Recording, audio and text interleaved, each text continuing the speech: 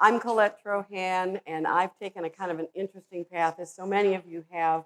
I started out as a professional singer, and actually in the military, if you can picture that, in the Marine Corps, and as a soloist and ensemblist. I went from there to Walt Disney World.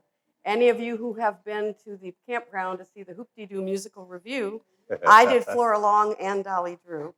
Came back up to this area. I was still involved in music, but at that time I decided to become a piano tuner. And the coolest thing I've ever tuned as far as a piano is the White House Eagle Steinway. But I got into some really, really neat places throughout DC. It was during that time I was asked to be the delegate to our national convention. And that's when it really hit me. I just fell in love with meetings. I'm a meeting junkie. The whole process of groups making decisions and getting together and arriving at that decision caught me in 1982, and I've been riding that wave ever since. 30 years worth of consulting, training, teaching, bylaws work, parliamentarian work, professional presiding officer, and then I landed at the Leisure World Board.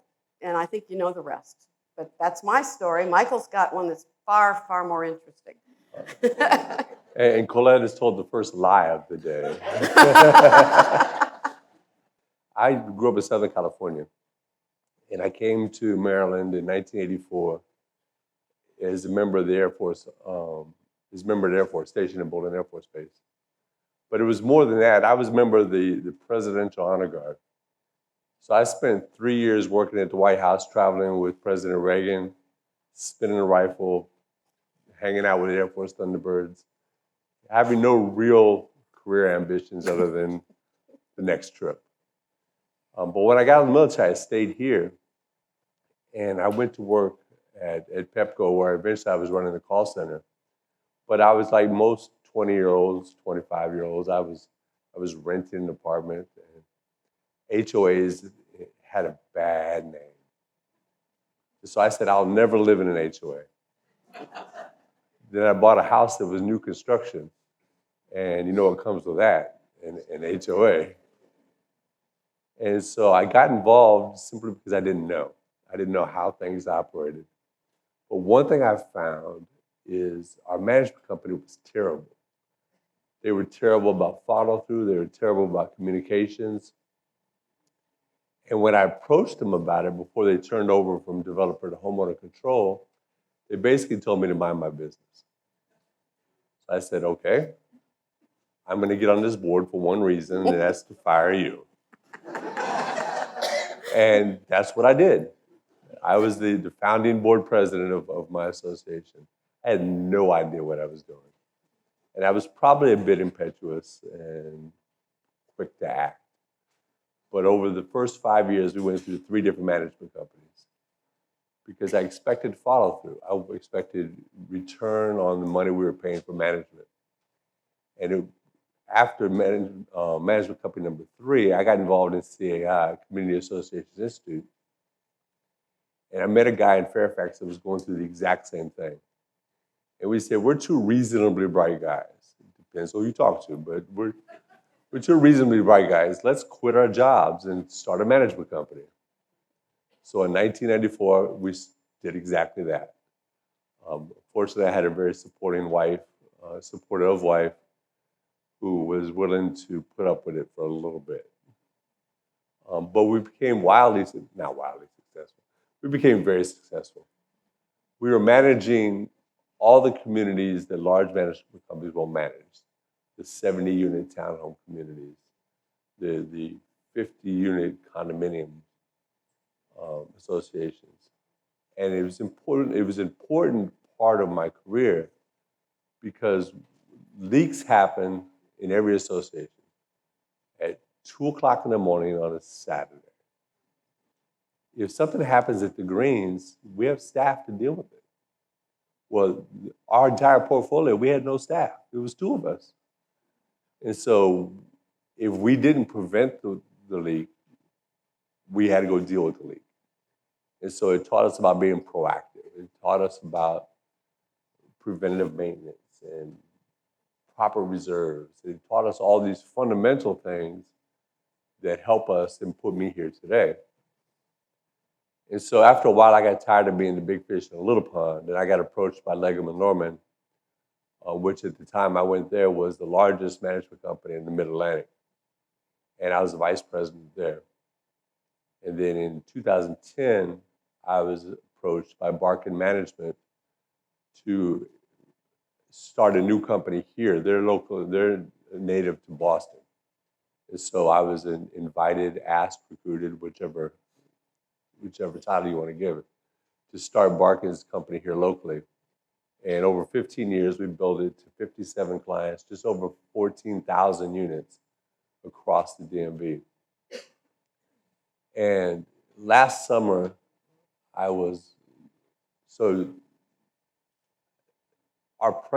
next step in Barkin was to be president. Well, to be president of the company, I either had to move to Boston or commute to Boston 4 days a week. And with a then 14-year-old getting ready to start DeMatha and a wife who has very much entrenched in her career here, that was just a non-starter. So I said, all right, I have a really good 10 years left in my professional career. Let's hope so. Can I, well, depends on who you ask.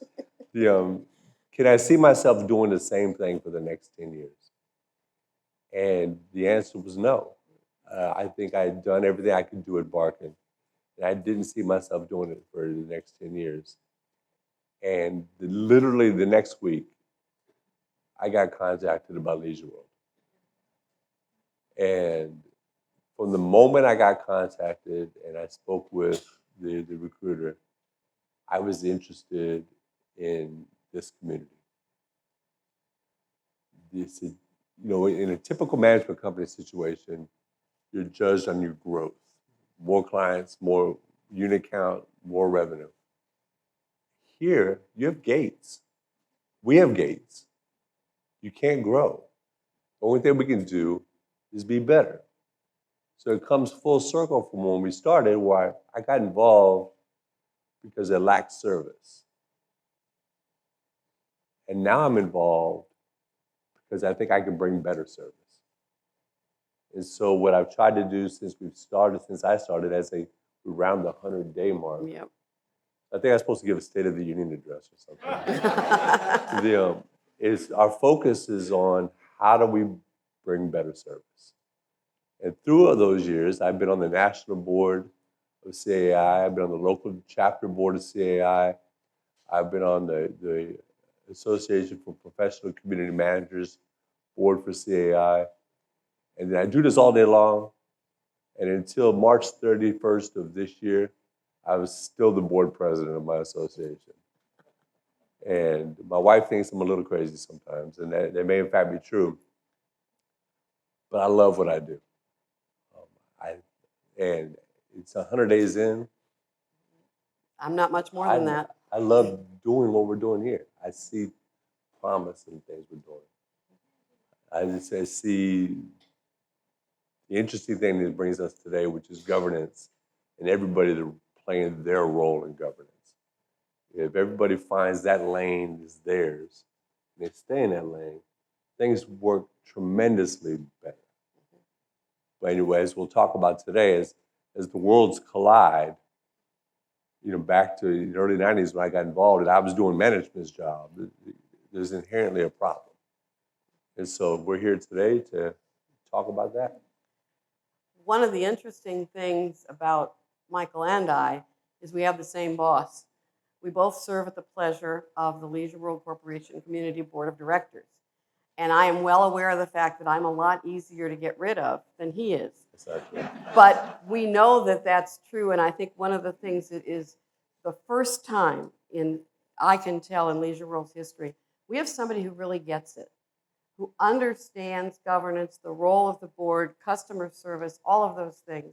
So I'd like to take you back just a little bit to what the heck it is in the governance structure of Leisure World, because I've got news for you. It is unbelievably complicated but interesting.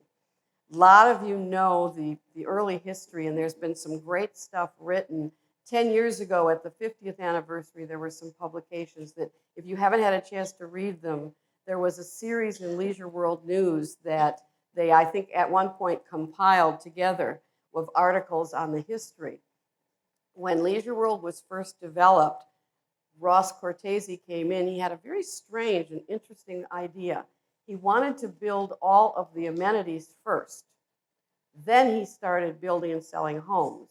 And I believe that's the trigger for Suburban Bank to say, no, I'll tell you what, we'll give you the financing, but instead of just letting you have the buildings, we're going to put them in a trust. And that trustee is going to be Suburban. So if you go under, we've got this thing covered. And so the trust number 1, as we call it, encompassed a lot of the earliest buildings, the Clubhouse 1, the admin building, and of course now involves the golf course, the building we're sitting in. Those are the common areas, but unlike most organizations, we don't own them as the association. They're in a trust. In the 80s, a couple of things happened. In 1977, Leisure World Community Corporation was created, LWCC. And that's the corporation that does the governance and the management of the whole area. And there's one director from each mutual, except, of course, for the ones that got big. So we have a total of 34 directors on the board representing all of the residents of Leisure World, some from very, very small mutuals and some from pretty darn large ones. Then in 1980, Suburban decided that they were pretty much done. They'd been completed everything they needed to do. And so Leisure World Community Corporation became the trustee. So now we have the trustee as the corporation acting with the board of directors. So the board of directors is acting through the mutuals. We need one more layer. So let's now create another corporation, and we're going to call that Leisure World of Maryland Corporation. And that is the arm that does the management. That is the board that Michael is the president of. And we started early this year looking at how we can reconfigure that board to be far more efficient at work. And one of the ideas we had was, since everybody thinks LWNC stands for Leisure World Management Corporation, why don't we talk about maybe changing the name to Leisure World Management Corporation? Through all of that, we have the 29 mutuals that all have their own boards of directors. So the property along inside these gates is every mutual owns and controls the property within their own boundaries. Then everything that belongs to the common areas is owned and controlled by the trust, which is handled through the LWCC Board of Directors. And then we have the management corporation. As Michael will tell you, we have one employee, and that is our CEO. That's who the board hired. And if you've got complaints about any other employees, he's the only one that can do anything about them. If you have complaints about me, I can do something about that too. And it's a really interesting, delicate balance. But I think the part that's so much fun for both of us is we already get it. I will say we've had times when the board through the years, and we've got 60 years, right, has done a lot of micromanaging. I will also say without that, this place wouldn't be here. And this time, I am so doggone proud of this board because within the last couple of years, the way they have grown, the way they decided we are going to do this right. And when we engaged in the search starting last summer, we literally first contacted a firm. We contacted many. We finally found the one that was absolutely perfect for us. And then they brought us, we started with 9 separate candidates. And thanks to someone who can't be here today because she's with her family, but Sue Zeicherman was an absolutely awesome chair of the search committee. We had 8 video interviews. We had 4 in-person videos. The board had 2 interviews. And finally, we were able to sign the contract. And Michael started January 5th of, well, actually December 31st, but he didn't show up. I shouldn't say that because he did. You know, I can't even do that because it's not true. But he began officially in the office on January 5th and began looking at what we gave him. We had him nicely locked in by that time, so he was stuck. And has started to build his team. And I anticipate we'll see some changes as we go by with the LWMC the corporation that hires our employees? What other stuff does LWMC do? Well, the first thing we do, well, not the first thing, the most recent thing that we've done is we've become an accredited management company through CAI. That's so cool. Worldwide, there are only 380 accredited management companies through CAI. It's important because as I mentioned, I was on the national board, I was on the local board. So I'm entrenched in CAI. When I got here, I said, all right, we need to make sure everybody has professional credentials, has a career path, we have a succession plan, we have all. And I looked up, and every one of our managers has some form of CAI credential. And I said, hey, wait a minute, why are we not accredited through CAI?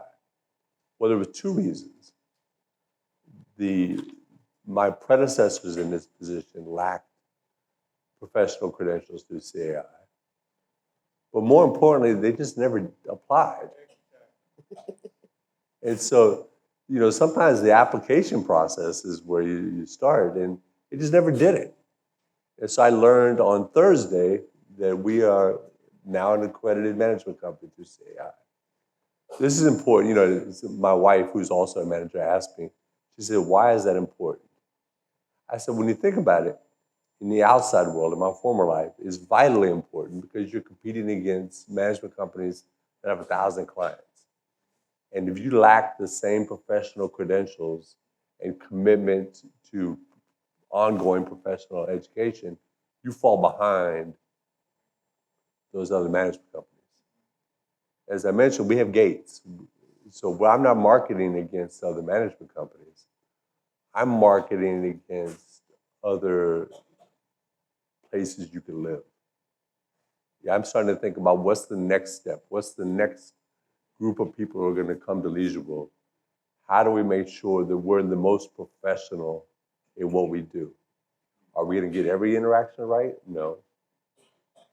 But this is one of the first steps that we're doing.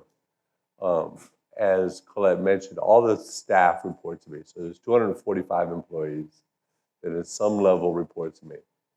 I have a lot of direct hires. There's too many people that report to me. I've spent the last 100 days telling everybody what we should do or listening to people tell me what we should do. And now I need to start doing what I actually say we're going to do. And so one of those things is fundamental to our success. And that's communicating with you and listening to you.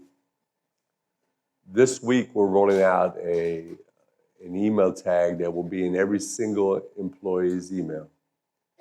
It's asking you to rate every interaction. So if you have an email exchange with a Leisure World employee, there's going to be a link embedded in the email address, in the email, body of the email, where you click on it. It'll take you 2 minutes to do it. Your feedback is important. Without your feedback, we don't know where our blind spots are. The other thing we're doing is we're surveying our staff. May 1st, we've engaged, well, not May 1st, we've engaged a company called Intergage to survey everybody independently. So May 1st, an email will be going out to all members of the staff to survey their satisfaction with Leisure World and what we do and how we do. I can tell you we're going to do all these wonderful things, but without the team that works with me and for me, we can't do it. So we need to make sure everybody understands what the mission is. Again, we can't get bigger, we got to get better.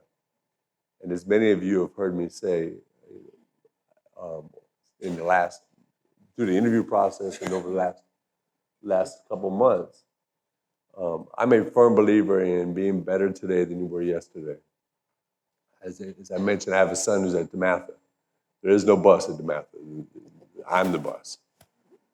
And so every day I drop him off and I tell him, be better today than you were yesterday.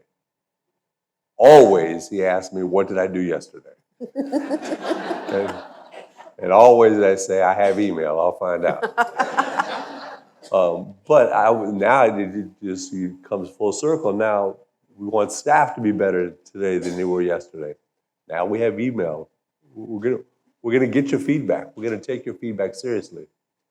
Um, Sticking our head in the sand and pretending something doesn't exist doesn't cure it.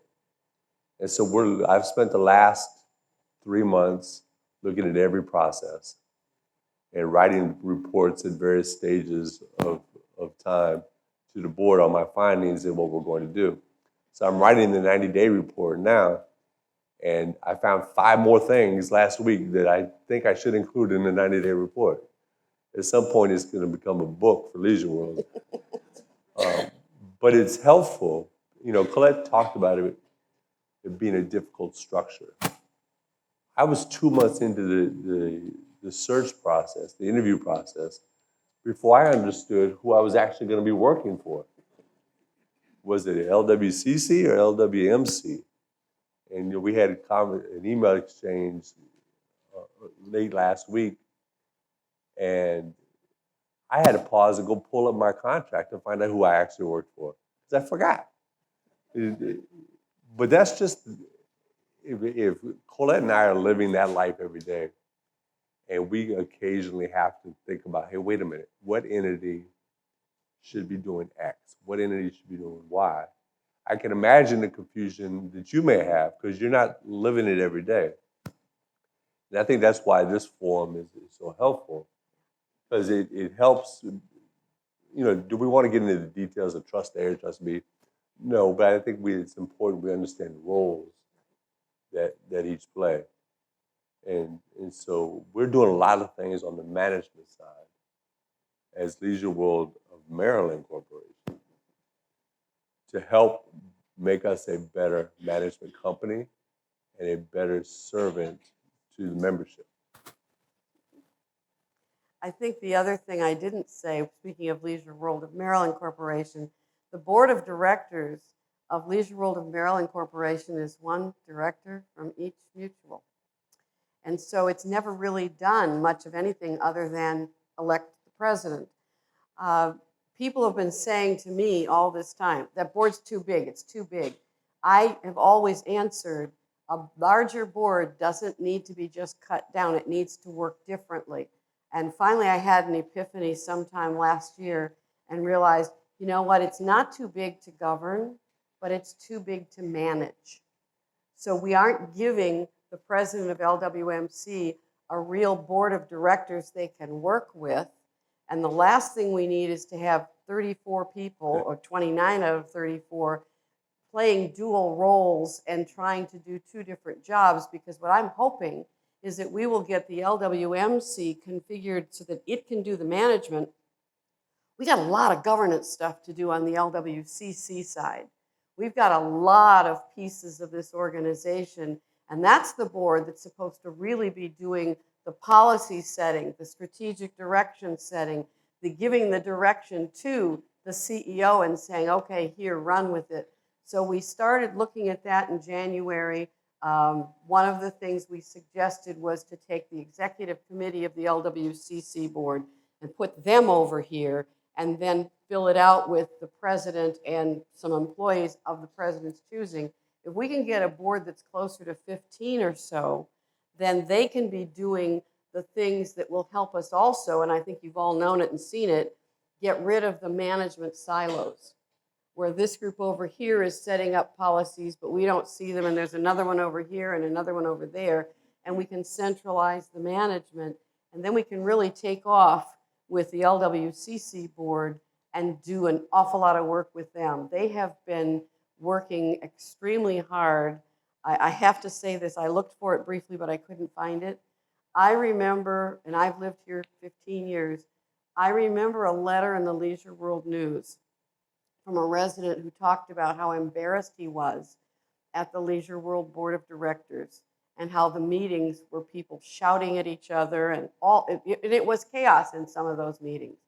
And I think of that a lot because we've made some extraordinarily tough decisions in the last 2 years. And by golly, that board has stepped up. I tell them I'm proud of them, but I want to tell you, and they are working at that. But I want to keep them in governance and let's get ourselves putting the management where the management belongs, and then we'll really manage to take off. I think I said that crazy, manage to take off. One thing I want to make sure of is a disclaimer. You know how they always say finances are a snapshot? I'll tell you right, anything I say today, I believe today, but 2 years from now, if you pull up this tape, it may not be the same.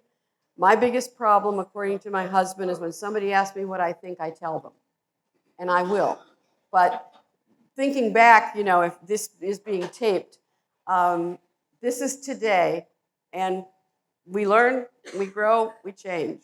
You know, I think that before we get to the question, I think governance and understanding people's role is very simple. It's very basic. Forget the complicated structure of leisure world. The board's role is to govern, to make decisions. This is what we want to do. What's the end result? It's staff's job, my job, to figure out the means. How do we do it? And if you look at if you look at governance and what lane you should be in, that's the easiest way to look at it.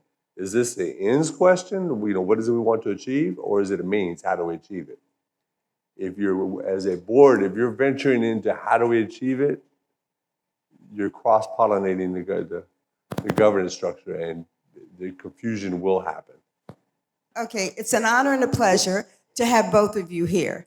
And I think you can tell the level of interest in this session by the number of people that have attended.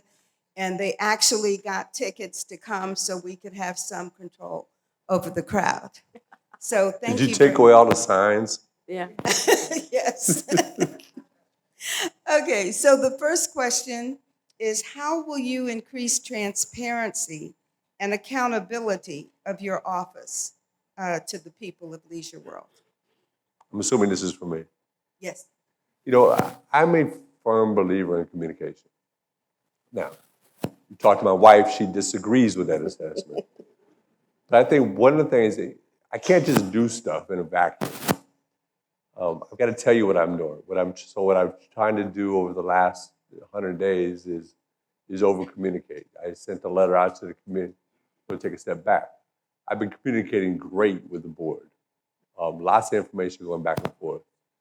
And at last month's meeting, board members said, hey, there should be more communication going out to the community, so the community knows what you're doing.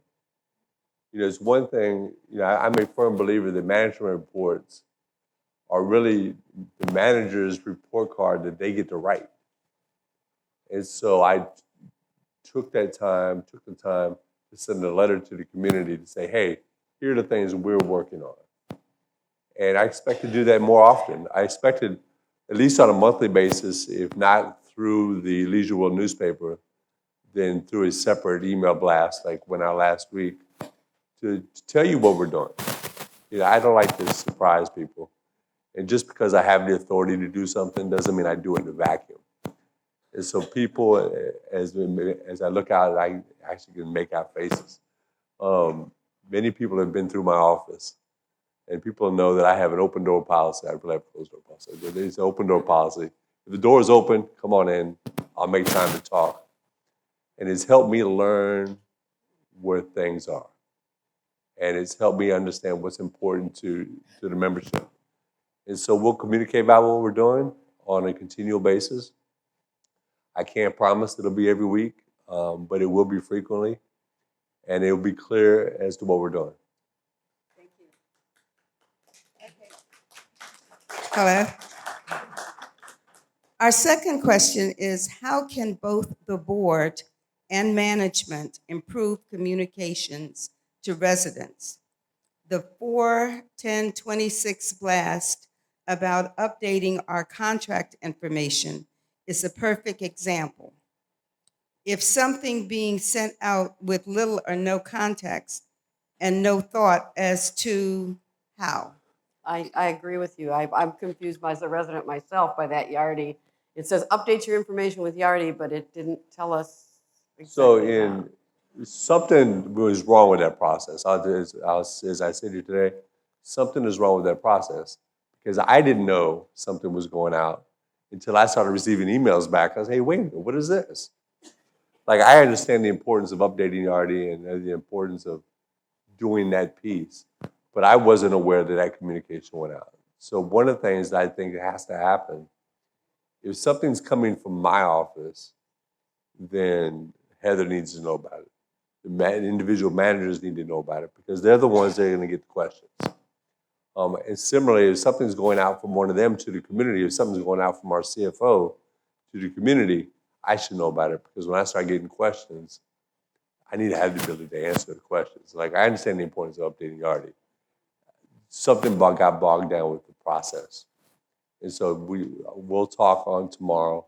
I have a one-on-one with Andy each Monday, and we'll talk about the process and where the breakdown happened. Because there's got to be a refinement of that communication. Okay, thank you. The next question is, what is CAI? Mentioned so many times. Not much enthusiasm. I would like to hear what you did to grow your business. It was statistics with no substance. I guess, was it statistics with no substance? Okay. Well, those are two very, very good questions. So CAI is Community Associations Institute. For lack of a better explanation, it's the governing body, the lobbying body for individual managers, for management companies to deal with the common ownership communities, co-ops, condominiums, HOAs. They are a big lobbying force when bills come up before local legislatures in either helping support those bills because they benefit associations, in your case mutuals, or opposing legislation because they're detrimental to those bodies.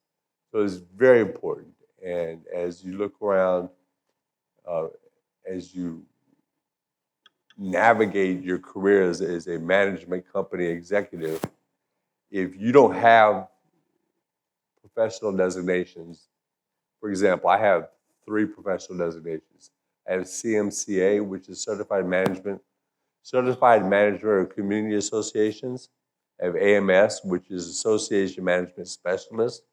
And then I have the highest designation, which is Professional Community Association Manager. So if you look at it, if you take just those 3 designations, CMCA is your high school diploma. AMS is your college degree. And PCAM, the last one, is your doctorate degree, if you will. There's a whole thesis that you have to do, whole case study that you have to do. So they're the governing body. There's a code of ethics. It explains the fiduciary obligation I have to you and how we operate. But in order to grow a management company, in order to grow professionally, you just have to have those designations. The designation we just got, which is our AAMC, which is Accredited Association Management Company, is the highest designation for a management company, which is in essence what LWMC is. So how did I grow my other businesses? I've successfully run 3 different management companies. The most recent one, I started off in a Regis office space with a phone and a computer, 0 clients, February 1st, 2011. I was told, take what I know and take what we do, we being Barclay Management, and find a way to do it better, which aligns with my thought process. And so it's about reputation in the industry. It's about marketing and how are we going to do better. Because I can tell you we're going to do A, B, C, and D. If I don't have the staff to help me do A, B, and C, we're going to fail. If I tell you we're going to do A, B, C, and D, and we don't do it, then we fail. I was fortunate early in my career to go through Ritz-Carlton training. And with Ritz-Carlton, they say, if you touch it, you own it. And so what that meant was, not that you solved every problem. If Colette, as a resident, came to me and said, the wallpaper, is a perfect example. The sound system in the meeting rooms at the admin building are terrible. I got to solve it. Now, am I an acoustical engineer? No. But I have to go find one. I have to find the company that installed the sound system and have them on the case. Now, do I actually have to make those phone calls and find the people? No, I have staff to do that. But it's my job to report back to Colette as to what we do because I own it. I believe in the concept of me. And that's not to pat myself on the back, although I'm very capable of doing that. But if somebody asks somebody at Vantage Point East, who's responsible for this? I expect Chris to say it's me because she's the manager. If somebody asks Heather that exact question, who's responsible for this? The same thing. I expect her to say me because she supervises Chris, or at least she's in partnership with Chris. So similarly, if it gets to me, who's responsible? Well, unfortunately or fortunately, I'm the last desk. So I've got to make sure it gets done. And so how did I successfully grow a company? I made sure I didn't overpromise and underdeliver. That's hard sometimes, particularly when you don't control every aspect of what's going on in the operations. But reputation is a lot. Commitment in time is a lot. And really understanding that every business out here is involved in the service industry. You're providing some level of service. And if you don't do it, someone's going to get on the board for one reason. That's to fire me. I'd rather not have that conversation. Okay. The next question says PPD as an organization is not making a profit. Annual contracts are prohibitively expensive. PPD delivered services are priced comparably to outside firms, but outside firms do not make homeowners wait weeks to solve urgent problems. Quality of service delivery is inconsistent. Can you outline what steps are being taken to fix PPD? Did Warren write that question?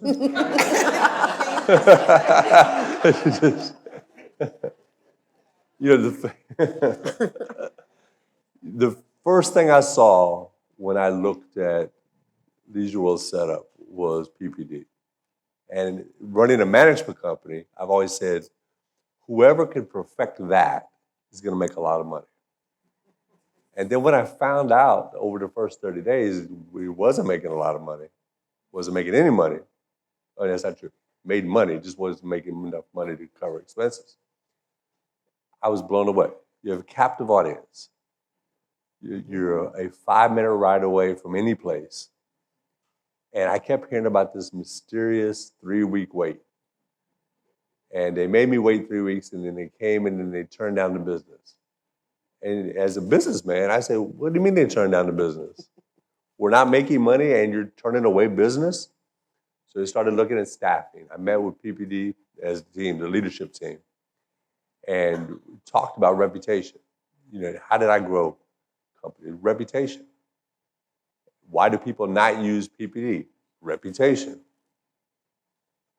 I looked at the staffing and I talked to a couple people and they told me that in 1991, when the community was half built, every one of the trades had at least 8 members on their team. And it was half the community. Now you have trades that have 2 or 3 people and a foreman who's been promoted because of tenure as opposed to leadership abilities, doing work instead of leading work. And so my question to Anthony and to the team was, do we have a people problem in that we can't get the right people doing the work day to day?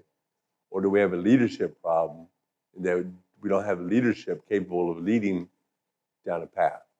Well, part of the problem is something we've heard about today already. That's lack of transparency. The top leadership at PPD had no idea what they were making or what they were spending. And you can't run a business without understanding the cost of goods and productivity. There's lots of stuff you have to know, but if you don't have visibility in that, it's hard. And so we've started providing Anthony with that visibility in terms of what the department is doing.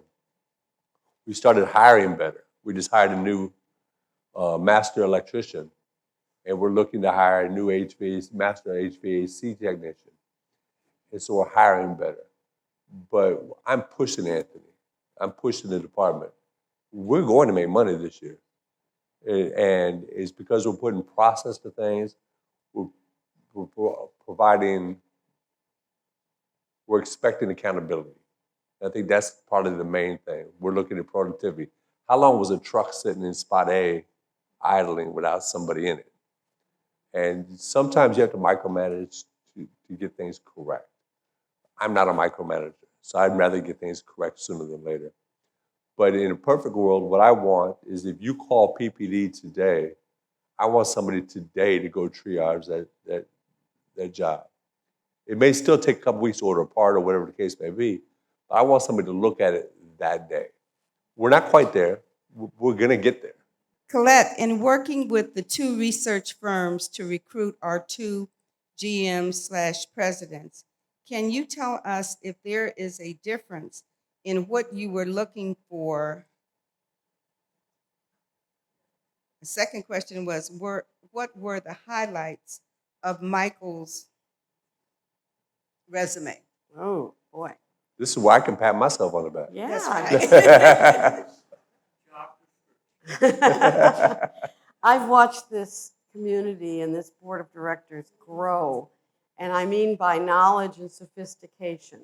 I can remember complaining about things early on, and someone would say, well, welcome to Leisure World, or that's Leisure World, and we accepted that. I think the board, if you think back, if you've been here any tenure at all, in the first, I'm not sure how many years, right up until about even 80s, as things began to move over, and there's people who know this story far better than I do, but the place was being managed by the construction companies. It wasn't actually coming together as one great big happy thing. We had a manager that was really excellent, and we've got a lot of the record keeping from that. My mantra right now is knowledge management. I don't believe that we've got a good, solid system for maintaining our records. We have to have that because that's our wisdom for people to be able to go back through and see it and learn. We then had a manager here for 27 years. Most of you remember that. So the board was not used to doing anything like what we're talking about now. They really weren't leading with governance. They were allowing the manager to do it. So the first time the board had really done, ever, a search was 5 or so years ago. I came in on the very tail end of that search. I think they did the very best they could with what they had to work with. We learned a lot. We learned a lot of things not to do during that time frame. I would say we made a big mistake not being proactive enough when that contract ended and let it go a while too long before we acted. And I take part of that responsibility, and I think that the board really learned a lot from that as well. Once we made the commitment to do it right, and that means spend money. That means don't try to find the best person in the world for half of what the salary is that they would expect. I was just thinking I could really tease him and say we were willing to pay twice as much and watch his face, but we didn't. We weren't. So we had to first grapple with the reality of this is going to cost money. And if you say that the salary is X number, a good search firm, ballpark, are going to charge you about 1/3 of that amount to do the search. So once we accepted that this, instead of saying let's do the cheapest thing we can possibly do, which has been the Leisure World way, let's face it, we said let's do it right. And it was that commitment to doing it right that really turned everything. We went through, I cannot tell you how many different search firms. I've always said that they have to have what I've called the nonprofit mentality. I finally realized what it was. and why so many people didn't fit our mold is because we are, in the nonprofit world, we call it member-driven. We are owner-driven. We take our ownership very seriously. We want to be involved. We want to be informed. And a lot of managers you're going to look at don't want to hear from you. They don't want to hear anything about it. So we finally found a management company. It was purely by accident. It just happened that our CFO mentioned that he knew these people. It's actually kind of a funny story. So he said, maybe they'll talk to you about how to find the right management firm. So we said, that's great. We had a call with them. We didn't realize till the end of the call, they thought they were being interviewed for the job. So we were doing this thing. It was just completely crazy. And so we set up another call because we began to see a spark. It's a company with two people, Bart and his daughter, Leslie.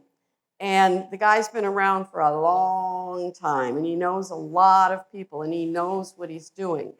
So he first decided he needed to learn about Leisure World, and he tackled it.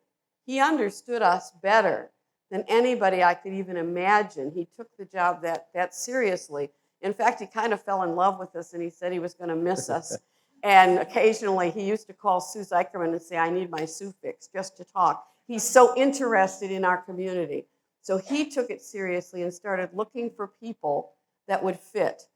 Well, there were different categories, and when he went into property manager type people, many of them had that mentality of, this is my job, go away. And you could tell that through the interview process. Also, we had somebody who guided us every step of the way. He talked to us. He wrote interview questions for us. He said, we're going to make sure that everybody is treated exactly the same.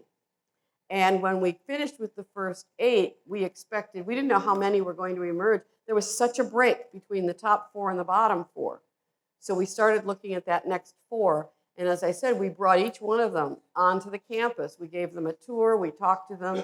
We had an interview with them. And it naturally broke that there were only 2. So we took the 2 to the board.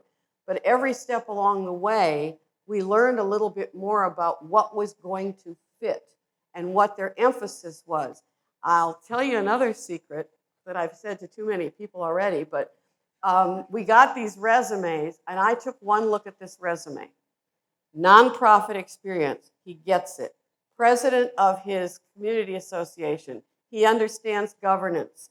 Oh, and did I mention on his resume, it said he led a transition into Yardie and out of Yardie. And you know, all of these pieces, well, Sue Zeikerman and I just looked at it and said, oh my. And Bart said, do not fall in love with a resume. And Sue and I said, it's too late. It just continued to where, what were we? We needed somebody who would get us. And he needed something to do for the next 10 years. So it was just always a fit. And at one point, the only time I was worried he was going to screw up in front of the search committee is when he said, look, your search is over. I'm your guy. And I thought, he says, I want this job. It's perfect for me. I'm perfect for you. So we had an extraordinary, great experience. And when it comes time to do this again, I hope we can keep track and build on that.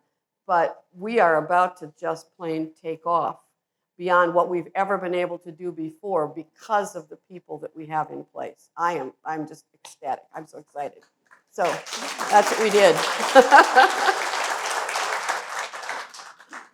The next question is, when will Leisure World create and approve a strategic plan?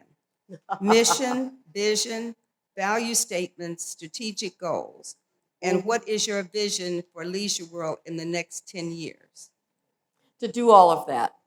I am critical of the strategic plan that seems to be in place. I've done strategic planning with clients, and it's a hard work. What I've always seen as a strategic plan, what I've seen come out of it, is it's a contest, first of all, to see how many flip chart sheets you can put around the room. And we go through the SWOT analysis, strengths, weaknesses, opportunities, and threats.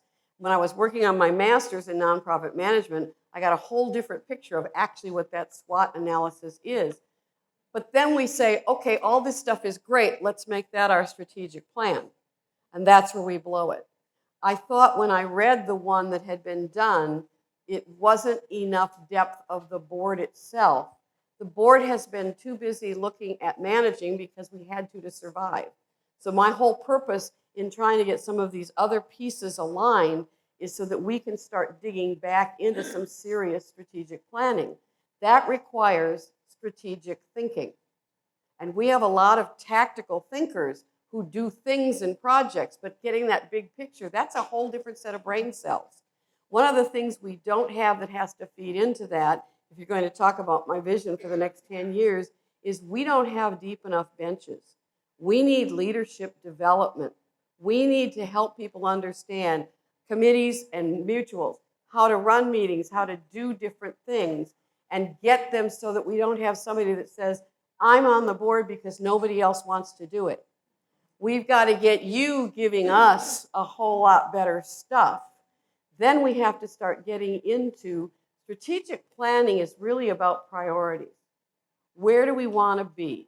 And if we figure out what we want to be, and I think we want to be an extraordinarily successful community where people are just dying to get in here, who are willing to pay to get in, we are so competitive we can name our own price to get in, where we've got it so well figured out. But there comes a time when you have to know what the priorities are. You want to be the best? Don't go cheap. You can't do it. So you decide where those priorities are going to be. Far too often in the past, Leisure World has chosen the cheap path. We don't want to raise our condo fees. I've had lots of clients in the Southwest DC area, Southeast on the Potomac River, buildings that were built during World War II. Some of those people moved in not long after. They wanted to keep their condo fees low. So now they find themselves with DC taxes and with buildings that have to be renovated, and the property value is exploding. They can't afford to live in the buildings. I've seen lots of properties where they couldn't take care of them because the board wanted to be friendly and not raise the condo fees. What we want is going to cost money. We have to make the commitment. If we don't want that, if we just want to be mediocre, tell me early because I'm moving. But we have to choose where those priorities are and how we're going to do it. This was a community. I will never forget this debate where the board of directors went absolutely crazy on whether or not we should add internet to our cable contract. And the people saying, we will never use it. I'm not paying for something that somebody else is going to use. What would this place be if there had not been community-wide internet when COVID hit? It still gives me nightmares. We were so lucky that somebody saw that and said in the beginning, even though there were a lot of naysayers and said, I'm not going to use it, it's not about whether or not I'm going to use it. It's about what's best for the community and what can we build that we can be proud of. I'm passionate about that, sorry. All right, those were good. Now we're going to give you perhaps a few more difficult ones. Oh, boy. When staff management is not responding to residents' needs, what is their recourse for bringing up issues? Number 2, what can be done to maximize resident participation in a positive way to share ideas that are not being addressed? I'll deal with the first one, you deal with the second Well, sure. one. Just as I have an open door policy and people can contact me, if somebody fails to respond, if somebody responds inappropriately, again, my desk is the last desk in the chain. I want to know about it. Starting this week, there's going to be a link in every email so you can put your feedback into that link. I receive every single response that gets submitted. And I will make sure that responses go back to, well, you can be anonymous. You can submit a survey without telling us who you are. But if you want a response from me, I'd hope you put your name and contact information. I'll have your contact information. I'll make sure you get a response. We have to be responsive to the needs of the people that we work for. And so that's the first piece. Could you read the second piece one more time? Sure. What can be done to maximize resident participation in a positive way to share ideas that are not being addressed at the moment? Well, it depends on where they're not being addressed. One of the first questions, we were going through the interview process. I came up here one Sunday and just drove through the community and looked at things. And by email back to Sue and the recruiter was, I see disrepair, I see opportunities. What role would my office play in resolving those issues? And I got the answer that I give when I do board training, when I do manager training. It depends on what the documents say. So if your issue, not your issue, but if the issue is a mutual issue, meaning something is not happening in the mutual level, I play no role in that governance. That doesn't mean I don't have conversations and say, hey, you should reach out to Pat, or you should reach out to Colette, you should reach out to Warren. Whoever you should reach out to, they can assist you. And so I can help facilitate those conversations. I'm having a conversation Tuesday afternoon with a board member at a mutual who doesn't think things are going right in that mutual. Do I play any role in changing how things go? No. But if I can facilitate a conversation and make a conversation more of a conversation as opposed to a confrontation, I'm happy to assist, because at the end of the day, it's resolving an issue that somebody has. I can't personally fix every issue, but I can help facilitate conversations. If it's something on our level, it's something on a trust level, then I have more authority to do things. The documents give me the authority to do those things. So it really comes back to, where does the issue lie? Who has responsibility for taking an action to fix it? I think most people know that they can go to their mutual. I think what people don't know is when there's something wrong at Leisure World, the way it's working, they're not sure where to go. One of the questions that comes up, one of the really great things about Leisure World is you have people living in houses that cost $195,000. You have other people living in houses that nowadays cost $900,000. We all are together. And as you pointed out, Colette, not you were talking about someplace else, but some people are now finding they cannot afford to live in Leisure World. And so that's a problem that many of us are seeing our neighbors having to leave. And so this is one of those kinds of problems that we don't know where to go to. It is a balancing act. I used to manage a building in Baltimore, right in the Inner Harbor. And the board president, first day, he goes, the first thing you have to understand about this building is we're building of millionaires and a building of 100aires. And you've got to balance the service delivery to meet the needs of everybody. And what you do is you present a budget that makes economic sense. You know, how do we manage this $40 million structure? And once you deal with the infrastructure and you have that down, and you're doing the preventive maintenance, you're doing reserves, what you need to do, then you start getting into wants. You know, how do we improve things? You know, for Leisure World as a whole, right now, what I'm looking at is the foundation. How do we fix the foundational issues so that we can move to the aspirational issues of a strategic plan? And what are the next steps? But I have to take into account that wide range of people that you discussed. And it is not one size fits all. And it's trying to find a balance. And just to piggyback on that a little bit, because I hear this a lot, and then I want to come back to committee involvement and stuff. We can solve a lot of things, but we can't fix personal financial issues. What we can do is find resources and help for that, but there's a place at which we can't do it. We have to recognize that we have to also have our own survival as well.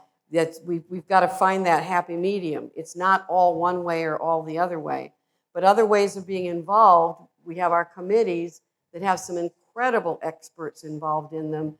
And people are, although we have the expertise, which is what you were saying earlier, the people who are just know so doggone much about the different fields, your residents are always welcome to join in on those meetings, to sit in on them. The schedules are always announced. The Zooms are always announced.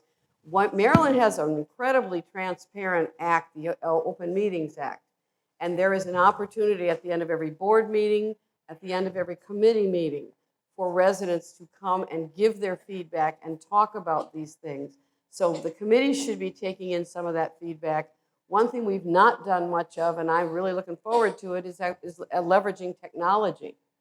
Because somebody has an idea that gets lost, if we can start figuring out a way to harness that. But again, just because I have this idea and I think it's perfect, that doesn't mean it's the best thing to do. I'm not always going to get my way. I learned that one early on. Okay, now to some nitty gritty. What are the plans for fixing the problems at the Norbeck Gate? I knew that was coming. Actually, we've got lots of them. In fact, the person who's mostly in charge of that's sitting not too far away from me. But that, one of the things I did was I kind of changed up the board meeting schedules. And already we need to meet twice a month. We have our regular board meeting at the end of the month, and the day that has always been reserved for the executive committee meeting, which is the Friday 11 days before, we are using that morning as a work session. Come get involved with this one on Friday morning at 9:30. The entire morning work session is on something called the Norbeck Gate. And Jim Rudnick, our director of security, will be starting with all of the security issues involved. And then Warren Lupson, who wishes he hadn't sat so close to the front, will take us through. There's a whole lot more to it than what it looks like. I keep hearing people saying, oh, all we have to do is this, residents only, or non-residents only, or close the gate, or whatever. There's a ton of these things, but as soon as we take one path, Montgomery County and the state of Maryland say, oh, and you need this permit for that, and this study for that, and this permit for that. So we've got to, first of all, figure out if we can do it. Something just surfaced a couple of weeks ago as a possibility. We've got to find a path that's going to solve these needs, because there's nothing perfect other than not having to get any permits at all or do any kind of that stuff. And we'll make a choice, and then we'll start working on it. But we are going to look at all of the options, and that's an open meeting, and the Zoom links will be out very soon. Tuesday the agenda goes out, but the whole thing is Norbeck Gate. The next one, first, a compliment to the management for the recent communications to the Leisure World community. Next is... That's all I get. Earn it. Okay. It goes on pretty nicely. Be careful, you don't want to give him too much. From your vast previous experience in management, what surprised you, both good and bad, when you completed your first 90 days at Leisure World? What surprised me? First of all, I'm not one that, the 34-person board did not concern me at all. And I told my wife, I said, there's a 34-person board. She's like, they're going to drive you crazy. I said, they're not. Just one person will drive me crazy. No, what surprised me was the lack of organization, the lack of a succession plan, the fact that this seat sat open for a year, effectively. That told me there was not a succession plan. When I looked at the different departments and I looked at who was heading the different departments, not universally, not totally, but many of those promotions were because of tenure. And so when you do that, the person then has an internal struggle to stop doing the work and start leading the work. And it leads to things getting bogged down. And so things were just bogged down. And it's a $30 million a year budget. And we don't have time for things to be bogged down. And then I saw non-management people making management decisions. I saw,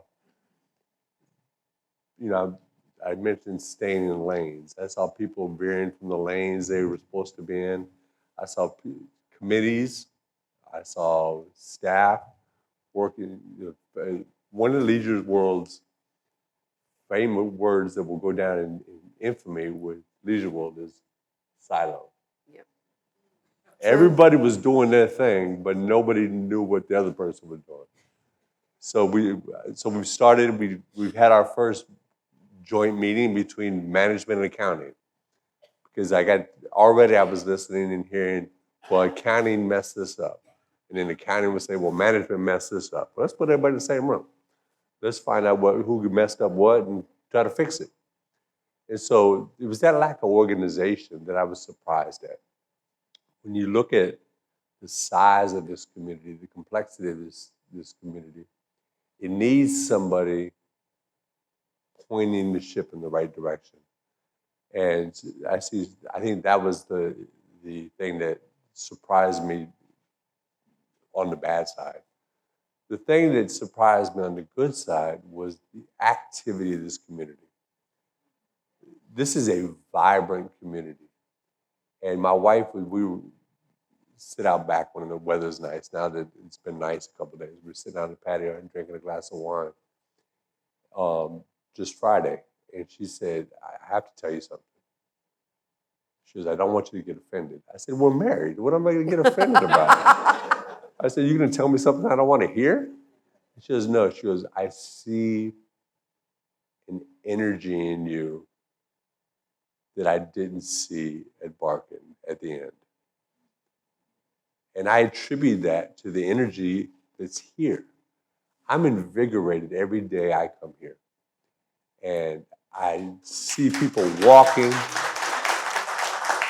I see the activity of the committees. I see the traffic in and out of my office. You asked for it. I did ask for it. I did ask for it. But your energy as a community is going to ensure your success. My job is to capture that success. And every community should emulate your committee structure and the vibrancy of that structure, because that becomes your succession plan for board positions. And we just get everybody, if I can get every community thinking like that, I'd be an expert at what I do. As a sociologist, I cannot do anything but totally agree with you. Great answer. Thank you. Okay, next one. What leisure world organization is responsible for the maintenance of the green space, including the stream that runs behind VPW and along the golf course? The concerns include trash, dead trees, and other difficulties. LWCC. It's trust. Yeah. Yeah. Yeah. So I did my It's- first it's the tour of the landscape. golf course on Wednesday last week. I'm a golfer. That was the first time I was on the golf course because of the weather. And I immediately wished I was back inside because it was cold. But I saw the broken pipe. I saw the drainage issues that need to be addressed. I saw the fallen trees that need to be removed. And so it's one of those things that attention needs to be paid. And so there's trust property. LWCC is responsible for that. Not. But we give it to you to do. But you didn't give it to me to do it. Ends means. Right, right. Fix it. And so, you know what that really means? Spend money. Yeah. But we had to be wise about spending money. Yeah. And so I've had my first tour. It will not be the last tour. But I am aware of those issues, and I have several questions for Richard and company. And just to piggyback just a little bit with the LWCC part, this is part of those silos as well that I've been ranting about as far as the physical plant and property is different people have sort of taken ownership of those things. Is that landscaping? Is that golf? What is it? And that's part of the puzzle that Michael is trying to put together. Because to me, physical property is physical property, and physical properties better be involved, and not the activity that takes place within that physical property. But I don't get to say that with any authority because that's not my lane. I just make suggestions. Here's a And my mother raised an idiot. It just wasn't me. Here's a different one. Leisure World is a 55 and older community, something that does not seem to be recognized by Leisure World. We need to recognize this younger community. How might we do that? The younger age group, I think what they're saying is that perhaps the 70 and older get more recognition and the 55 to 65 don't. So I think we need to even be paying attention to a different market as well. I've talked a lot about succession plans. As I was going through the interview process, we talked about marketing. We talked about marketing within. We talked about marketing outside the gates. And so my initial thought was, why would we market outside the gates? But then I realized after I got here, wait a minute. We need a succession plan for residents too. Mm-hmm. You know, if we want to get the highest property, first rule of management, protect property values. Second rule, enhance property values. That means making it a competition for sales.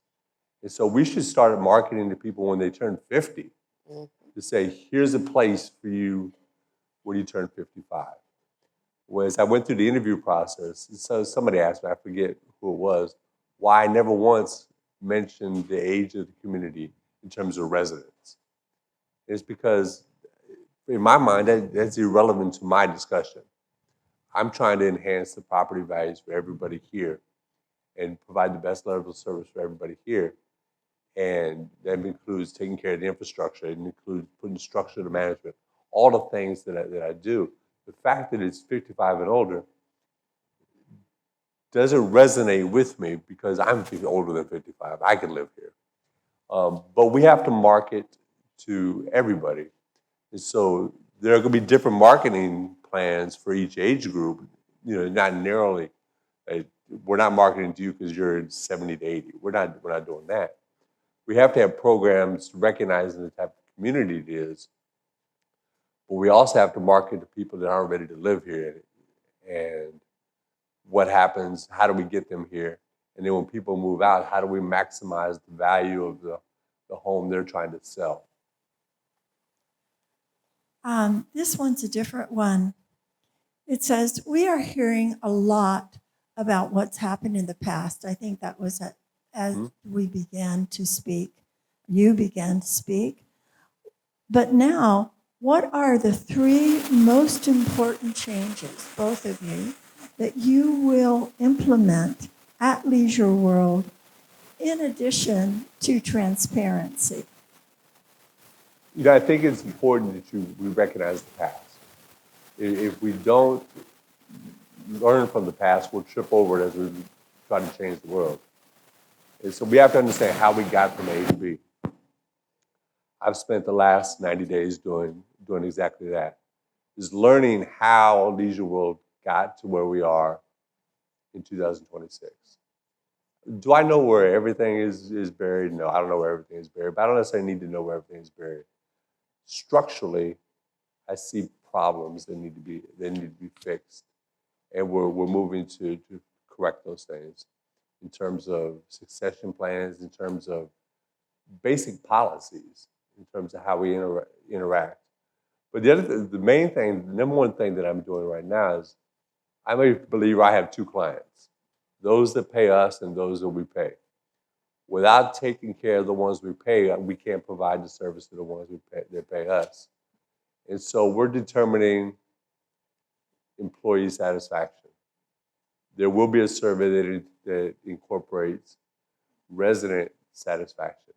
But I need to find out where 245 people's mindset is now and create a culture of service so that we can then provide better service to the residents of Leisure World. And so my number one priority in terms of putting structure to things is really gauging what we're doing from a company standpoint to ensure that the staff we have a meaningful relationship with the entity they spend a third of their life with, and a third of their time each year. Mhm. I want people working here and coming here with the same energy I come here every day with. I want people smiling. As I walk in the office every day, I see the same people walking up and down the hall. I make a point to talk to every single person I see and say, hi, how's the family? What did you do? I want to create a culture where people want to be here. And I think that's the most important piece that I can do right now. It's interesting that you said the change that I'm going to do. I started out by saying I serve at the pleasure of the board. And so my job isn't to institute change. I really take this very seriously. My job is to make sure that the board has everything it needs. It has the information it needs. It has the discussion it needs to have in order to reach the best decision. There's a book that was out in the 90s called The Wisdom of Crowds. If you haven't read it, get a hold of it. It's unbelievable on how that group, the larger group, will actually always arrive at the right condition, at the right decision, provided it has the information it needs. If there's one thing I'd like to change, it's actually okay, two. I want to see more board development. I want to see more board training, more board ability to, because we are not professionals. Okay, I am, but nobody else is. They've got to start getting the skill to be able to direct the CEO of a $30 million company. That's not something you just do on a part-time basis. You really have to start building up and learning. One of the other things that we have got to hopefully turn around is a culture piece with the residents. I'm hoping that when residents see something, their first call is to me or to Michael or to somebody to say, hey, what's the real story? Instead of, oh my gosh, do you know what these people are doing? Let's call a lawyer. And we've had that. And I'm not going to say they shouldn't have, because there's been some sleazy stuff that's gone on in this community over the years. So making that culture turn around to where we communicate with one another. And if we still have disagreements, okay, fine, do whatever. But let's get the full story first. Let's make sure that the board has all the information they need and have the time that they need to make the decisions that are so important to this community. Because our responsibility as a board has not really been fulfilled. And we've been too busy with too much other stuff. I want to get the noise out of the way and get really seriously back to business for the board. Okay, thank you very much.